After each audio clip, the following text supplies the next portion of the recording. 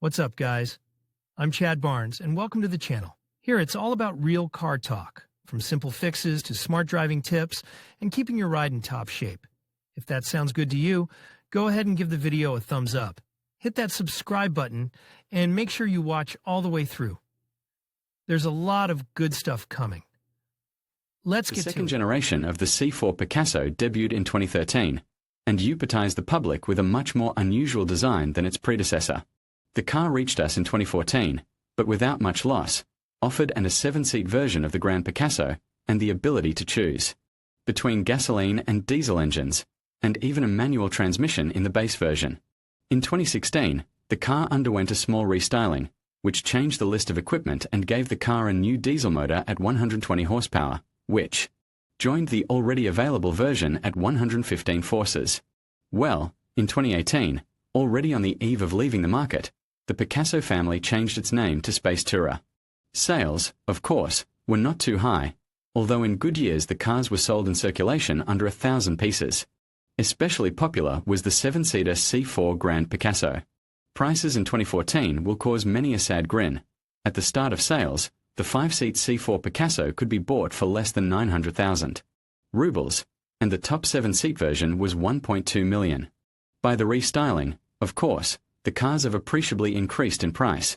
The minimum price was already 1.6 million, and their maximum configuration required already 2 million.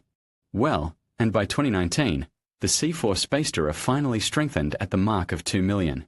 However, the French origin of cars in Russia does not allow to keep a high residual value, and buyers in the secondary market this plays into the hands, because a large and richly equipped car can be bought for 1 million or a little more expensive. The only difficulty is the scarce choice. At the time of writing, there were only 23 cars for sale on Avito. Let's see which option is worth looking for. Given that the oldest cars are only 7 years old, it is premature to talk about serious body problems. Almost all of them are minor operational defects, partially solved under warranty. A repainted hood is not an uncommon and not terrible thing, as well as chips on the edges of large and wide swinging doors. Incipient corrosion on the sills behind the front wheels can already be cured by treatment and repainting, and chips on the edges of the arches are also usually painted before they bloom. Voluminous chrome touches on the front part and the luggage door can be disappointing. Chrome, as usual, is rubbed off and becomes cloudy, and in case of damage it can come off in layers. The panoramic roof should be inspected for leaks, which, however, is unlikely. Well, and the fifth door requires attention to the bottom edge and the niche of number fixing. Here there is a small chance to find corrosion crawling out from under the molding. But all problems are rare and in general are not worth to be afraid of them. Except that the windshield should be examined carefully. Cracks on it should not be forgiven. It is huge, panoramic, and therefore expensive. And not only it will be expensive, a fresh and rather rare car expectedly has almost no options of non-original body parts. The front bumper is strictly original and costs under 30,000 rubles without taking into account numerous nets, moldings and plugs. The front fender also costs about 30,000, the hood, another 30,000, and the windshield, from 30 to 40,000. True, the glass can still be bought non-original about half the price. But in the case of headlights it does not help much. A complete xenon headlight from Magneti Marelli or Polcar will still cost 55 to 60,000. And taking into account the rarity of the model in Russia, in case of a slight accident, you will have to look for the front bumper. Complete, headlights, hood and other attachments at foreign dismantlers. But there the chances of success are quite good. In Europe, these minivans were sold in hundreds of thousands of cars a year, or even more. Citroen C4 Picasso was one of the first to try on the modular EMR2 platform, although the principal suspension schemes remain familiar. McPherson in front and a torsion beam at the rear. Resource of a chassis part is quite decent under condition of good roads and absence of overloads, to which C4 disposes some owners. And also suspension remained quite repairable. For example, the front ball bearings are standardly fixed on bolts, that allows to change a ball bearing without problems, which even in the original version costs 2,000. The front lever can be steel or aluminum, but globally it does not affect the price. The cheapest offers still start from 2.5 to 3,000. Except that for a high-quality aluminum non-original we'll have to give 8 to 10,000 against 5 to 8,000 for a steel one. But to buy a lever assembly will often be superfluous. The pressed rear silent block, as well as the front, can be bought separately for 300 to 900 rubles. Well and stabilizer struts here are general corporate and also cost from 300 rubles. Shock absorbers can be found to any taste, at the price of the original in 15,000 for the front and 10 for the rear analog start, from 3 and 1.5 thousand respectively. Well, and to serve the beam, replacing the silent blocks, is an inexpensive and simple thing. Except that about not cheap rear hub assemblies, which are changed as a set, it is worth remembering, especially with the correction for the above-mentioned possible overloads. Brakes are also simple and do not cause complaints. Here, of course, disc mechanisms are applied all around, and quite large. In front it is ventilated discs on 283 or 304 mm, and behind you can meet discs on 268 and 290 mm, albeit unventilated. Prices for consumables are humane. Rear discs cost from 1.5 thousand per piece, front ones from 2.5 thousand.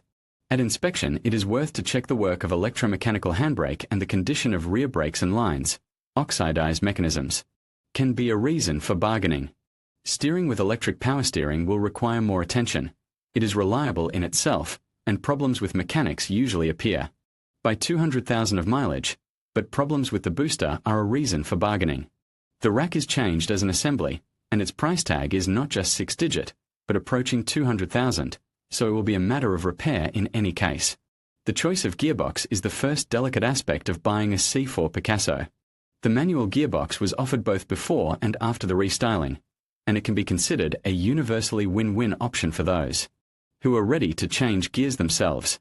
Before restyling, it was offered with a gasoline engine, and after, with a diesel, so there is a choice. There are practically no questions to its reliability, and the cost of maintenance rests only in the dual-mass flywheel, which will require about 25,000 rubles for replacement. Clutch set for a gasoline car can be bought for 10 to 12,000 without taking into account the hydraulic release bearing, and for diesel the set will be more expensive, about 20, including the original and replacements from Valeo and Sachs. But two-pedal cars differ much more seriously. For a newcomer, abbreviations ETG6 and EAT6 sound almost identical, but the units behind them hide fundamentally different. ETG6 gearbox is a robotized transmission with one clutch, which was installed on the first generation of the C4 Picasso. It can be annoying with sluggish operation and frequent failures in the electrics and control hydraulics, but the mechanical life, including bearings, synchronizers, clutch and release bearing, is usually decent. Of course, nobody can give a warranty on it now, so it is worth at least to make a thorough dealer diagnostics and study the history of service. The second variant of transmission, called EAT6, is a classic hydromechanical automatic transmission, in the world known as ASIN. TF82SC, the closest relative of TF80SC, which was put on Jaguar, Volvo, Mazda, Opel, Ford, and other cars. Structurally, the box is very strong and reliable, but sensitive to the quality of service. Aggressive driving quickly clogs oil with wear products of torque converter locking linings, and dirty oil, in turn, negatively affects the life of the hydroblock. So here, too, you should lay down money for diagnostics, try out the box on the move and believe only confirmed data on oil change. But taking into account that aggressive drivers usually do not buy Citroen, and certainly family and 7-seater, chances to find a car with still alive box are quite there. And at normal service it can pass 200 to 250,000 kilometers before overhaul. The next stumbling block when choosing a used Picasso is the engine. The choice here comes down to two variants: 1.6-litre petrol engines EP6 of Prince family and diesel engines DV6 of the same working volume. About why the Prince family was not too successful, we told in detail in a separate material in a separate article. And for the Picasso of the second generation, these problems will be quite relevant. Thus, old gasoline engines of family EW the second generation has not received, so there are no variants with which it is possible to live 5 to 7 years without serious investments. However, there is good news. Diesels of DV6 family are quite good and reliable, and their potential problems are limited by typical diesel features. Attention to the EGR system, fuel equipment, and supercharger when buying should be high, as they are the ones that will eventually ask for money. In addition, there may be a particulate filter, and on restyled cars with blue HDI, also urea injection system. But if you find an initially alive car and do not save on maintenance, the motor resource will definitely exceed 200 to 250,000 kilometers. All in all, if you sort it out, the C4 Picasso isn't as unambiguously terrible as it seems at first glance. Both Prince engines and ETG6 robots have alternatives. The main thing is to find the optimal combination of engine and box. Combinations diesel, but with a robot, and automatic, but with a gasoline engine reduce the already scarce choice. However, it is quite possible to find something decent. For example, the cheapest in long-term maintenance option, restyling car with a diesel engine and mechanics, about like this true. The manual gearbox usually means a modest equipment, but against the background of Largus such Citroen will still seem luxurious. Well, those who are not ready to give up good equipment can look for a variant with a diesel engine and automatic from the first owner.